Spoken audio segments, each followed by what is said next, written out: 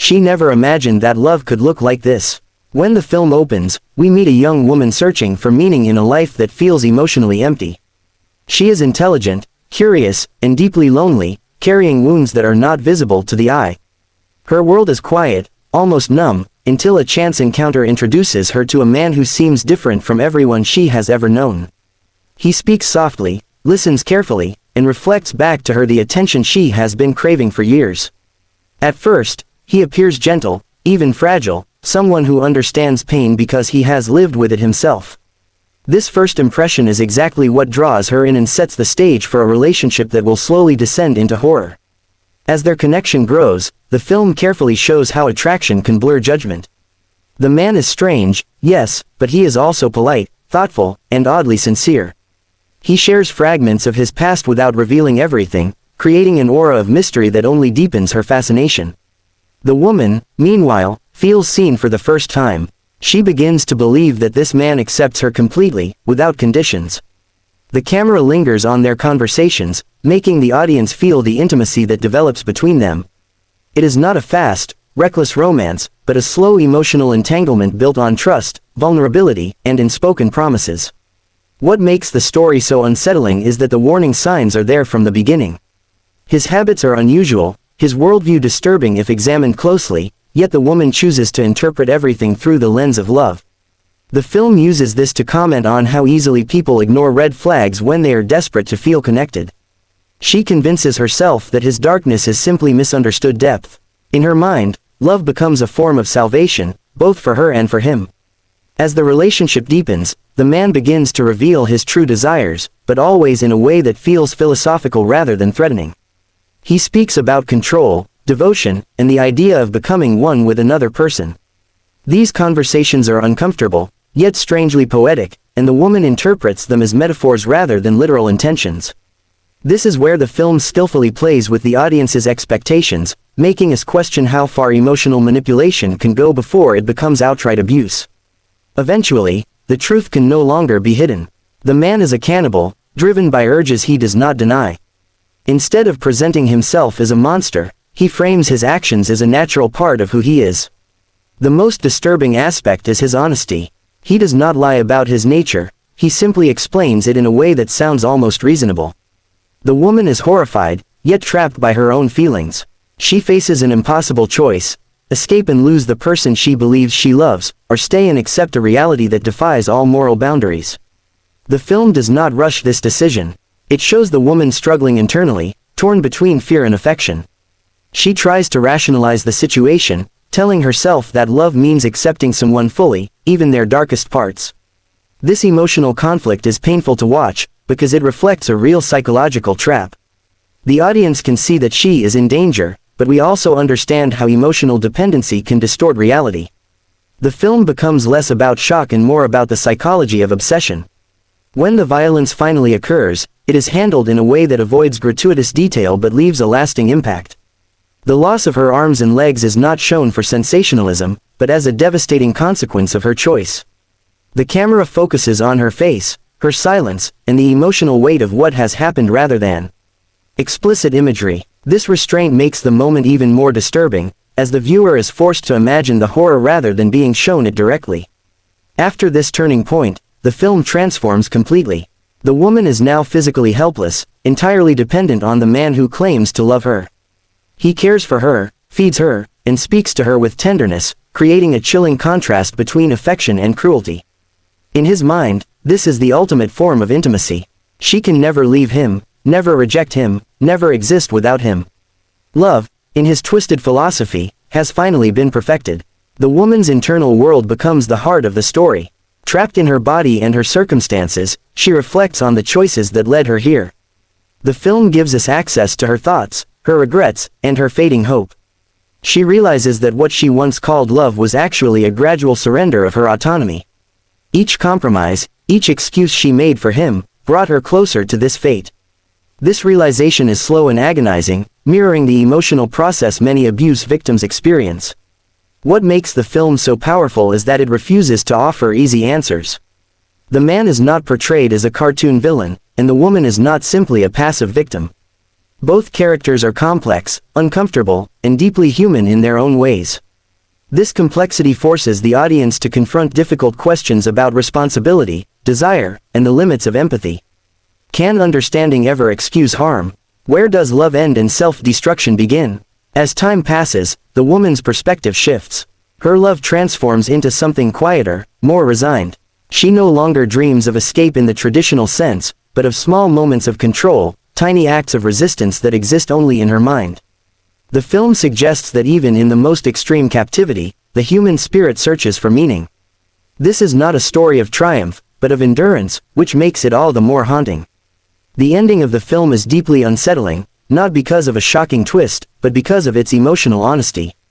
It leaves the audience with a sense of unease that lingers long after the credits roll. There is no clear resolution, no comforting message that everything will be okay. Instead, the film forces viewers to sit with the consequences of obsession and the danger of romanticizing suffering. At its core, this movie is not just about a woman who falls in love with a cannibal. It is about how love, when stripped of boundaries and self-respect, can become a weapon. It explores the dark side of devotion and the human tendency to confuse intensity with authenticity. By pushing this idea to an extreme, the film exposes truths that are uncomfortable but deeply relevant. For a YouTube audience, this story works as a shocking yet thoughtful recap because it goes beyond surface-level horror. It invites discussion about toxic relationships, emotional manipulation, and the psychological mechanisms that keep people trapped in harmful situations. The shock comes not only from the man's actions, but from the recognition that the woman's emotional journey is not entirely alien. In smaller, less dramatic ways, many people have ignored warning signs in the name of love. In the end, the film leaves us with a disturbing realization. The most terrifying monsters are not always those who hide their nature, but those who reveal it slowly, wrapped in affection and understanding.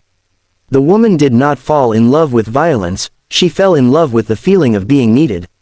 And that, the film suggests, is a vulnerability that can be exploited with devastating consequences. This is why the story stays with you.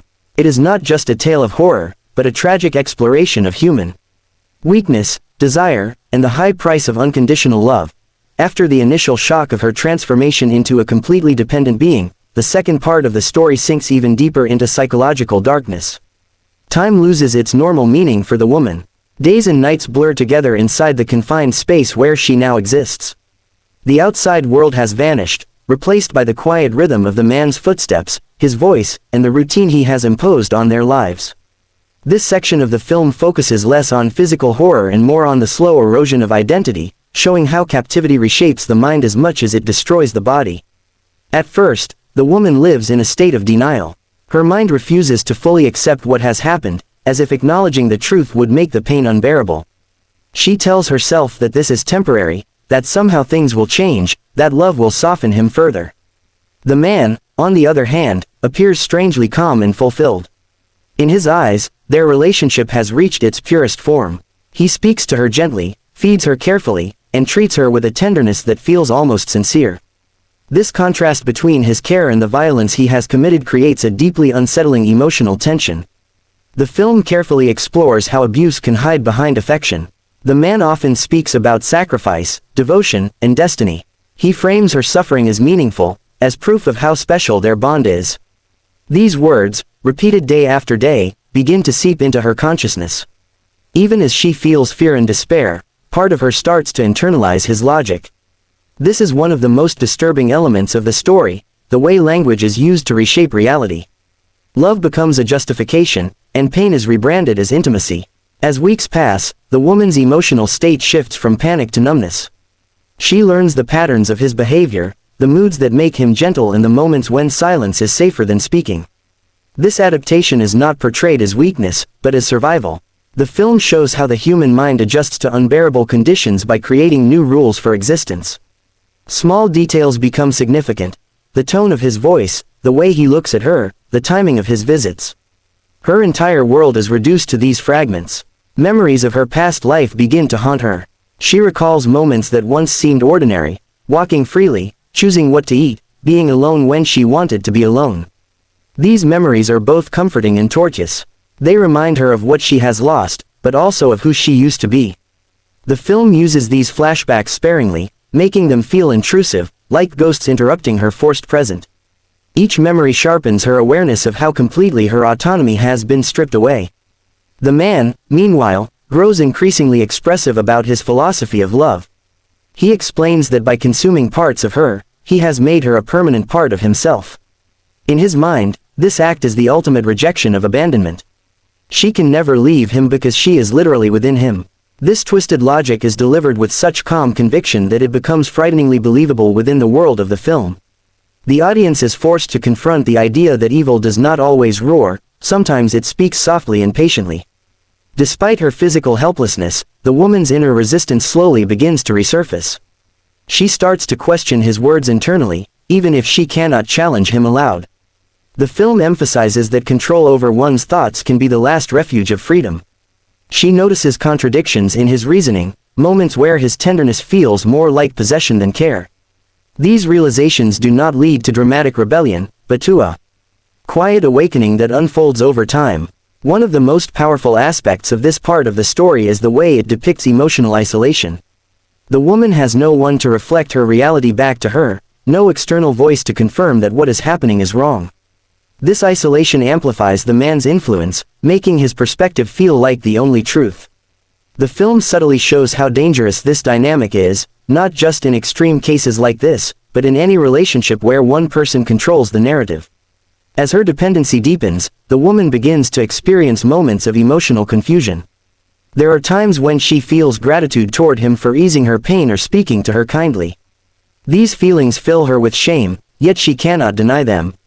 The film does not judge her for this, instead, it presents these emotions as a natural response to prolonged captivity. By doing so, it challenges simplistic ideas about victimhood and forces the audience to confront uncomfortable psychological realities. The man's behavior also evolves. While he remains attentive, there are subtle signs of frustration. The perfection he sought in total control does not bring him the peace he expected. He begins to realize that even complete physical dominance cannot guarantee emotional fulfillment. This realization introduces a new tension into the story. His need for validation grows, and he seeks reassurance from her, asking if she loves him, if she understands him. These moments reveal his own insecurity, making him even more dangerous. The woman recognizes this shift and understands, on some level, that his neediness is a vulnerability. However, her ability to act on this knowledge is severely limited. The film portrays this helpless awareness with painful accuracy. Knowing the truth does not automatically grant power, especially when the cost of resistance could be even greater suffering.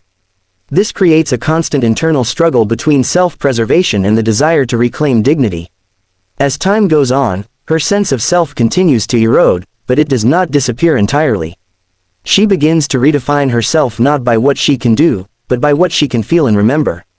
The film suggests that identity is not solely tied to physical independence, but to consciousness and meaning.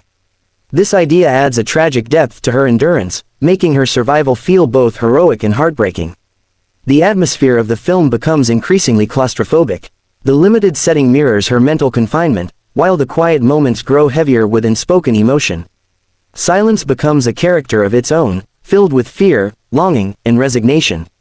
The director uses this silence to force the audience into her perspective, making it impossible to remain emotionally distant. By the end of the second part, the woman has reached a painful clarity. She understands that what she once believed was love was actually a gradual surrender of boundaries. Each compromise, each rationalization, led her closer to this irreversible reality. This realization does not bring comfort, but it does bring truth. And truth, even when it offers no escape, becomes a form of resistance. The man continues to believe that he has created a perfect union, blind to the emotional distance growing within her. This disconnect between his perception and her inner reality becomes the central tragedy of the story. He possesses her body completely, but her mind is slowly slipping beyond his reach. This part of the film ends on a quiet, devastating note. There is no dramatic cliffhanger, no sudden explosion of violence. Instead, there is a lingering sense of inevitability.